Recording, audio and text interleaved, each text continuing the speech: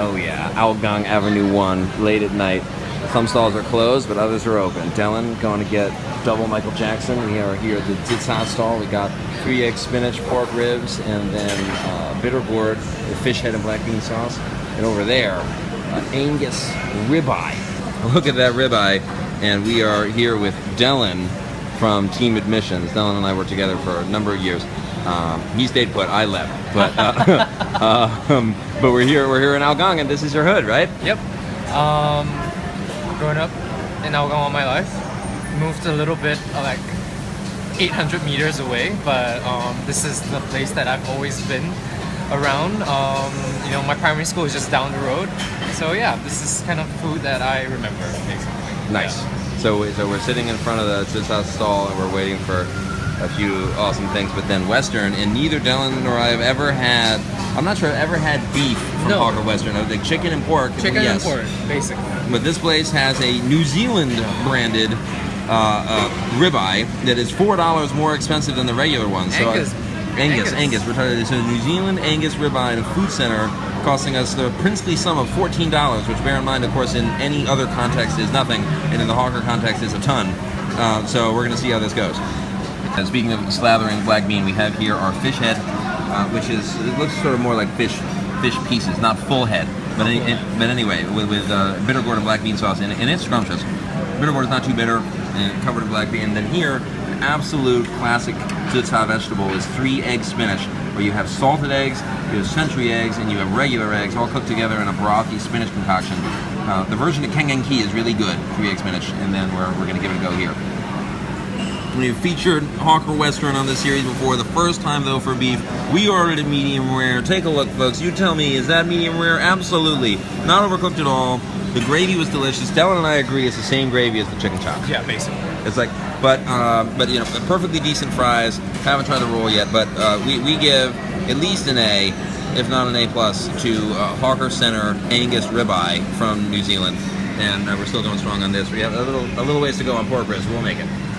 I have to say, if you have a car, this food center is as convenient as it gets because it is on top of the car park. You just walk out of the food center and just right up the stairs, and then there's our car. Next to a brand spanking new car park, pearly, glistening white, we have Yuan Food Center. Only 2 food centers in Singapore are managed by social enterprises. The first is Bukit Panjang, the first that I've been to, and the second and the last one is Yuan right here. So get ready, it's a distinctive, look at this, we have these banners walking in, and then you can tell the vibe is just a little bit different. First off, all 5 of those stalls have A-grade sanitation, which is strange. In fact, like every single one of these, okay, 10 in a row have A-grade sanitation, which I'm not sure I've ever seen. It's a little bit less yuppity than the one at Bukit Panjang, but clearly a nouveau vibe. A Hawker dish we have not featured yet, satay bihun. We'll get back to the food in a second, but we have been joined by my good friend, John Good. Hi, Austin. How's it going, John? We're here at Yuan Hawker Center in Algang. It's a bit west of the Algang Town Center. And just a little bit about myself, I'm an urban planner at URA, Singapore's Urban Planning Authority. Nice. Actually, this place is maybe one of the newest Hawker Centers on the island. I was double checking Google Street View before we came, and it was actually still under construction. So it is complete now. Take a look. Fully complete. Spacious, well lit. Yeah, super well lit. But this was actually quite accessible. I took a feeder bus from the MRT. This is perfect. We have Sara coming in right from that feeder bus from MRT. Yep, and only took a few stops.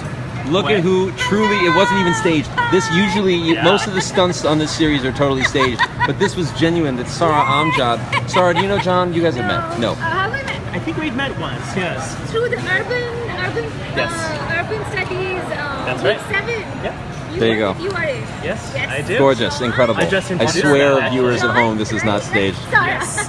Almost all of it's staged, but everything that just happened is totally genuine. Real. Totally real, spectacular.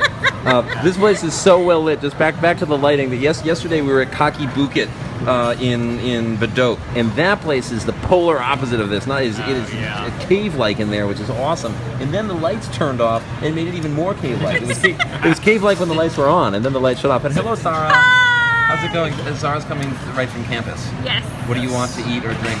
I am hungry and I also want some tea or coffee. Can do. The tea beverage guy behind. There's a beverage stall there. This is nice. This is really nice. So you know what's different about it, right? That this is one of the 2 food centers in Singapore managed by a social enterprise. They're government owned but managed differently than the others. So the other one is the one north one? No, the other one is at Bukit Panjang. And many... Most are... The one north one, that's totally different. That's like Timber Plus. Timber Plus. Yeah, Timber Plus is a whole another scenario. And quite a few of the hawkers are young. Quite young. School. There's like a training program almost. Not attached to this hawker center, but somehow results in... Yes, I've forgotten about this training center, or training program. That's right. But most of the hawker centers, as I'm sure you've explained in your series, are managed by NEA, the National Environment Agency, and they're leased out to individual proprietors. So the reason this is on... Yeah, no.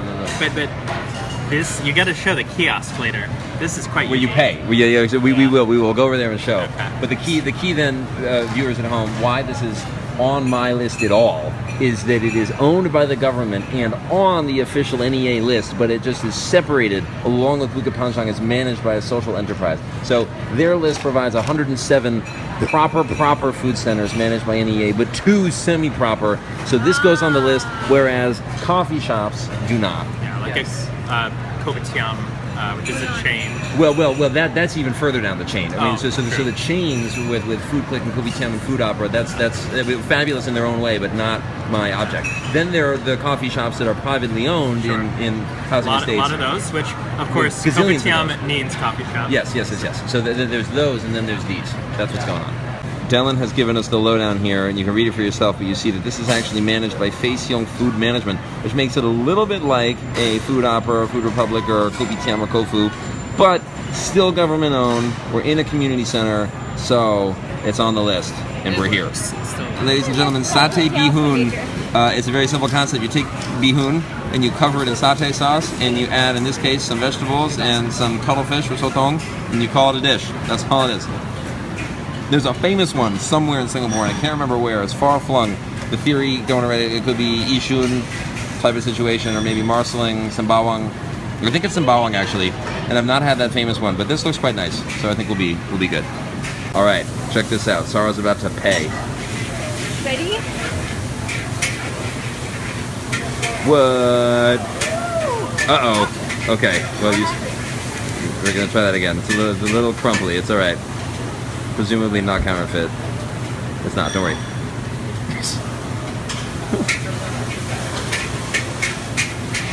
Nailed it.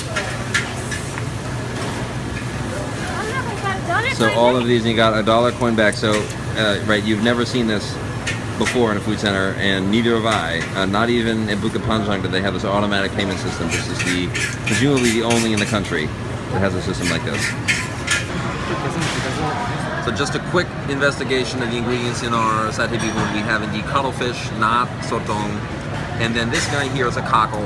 And as I sort of relearned or reconfirmed only 2 weeks ago at East Coast Food Lagoon, in Chinese you say ham. Right? I went over to the guy at the barbecue seafood place and I said I want 2 sets of cockles, 1 half cooked, 1 full cooked.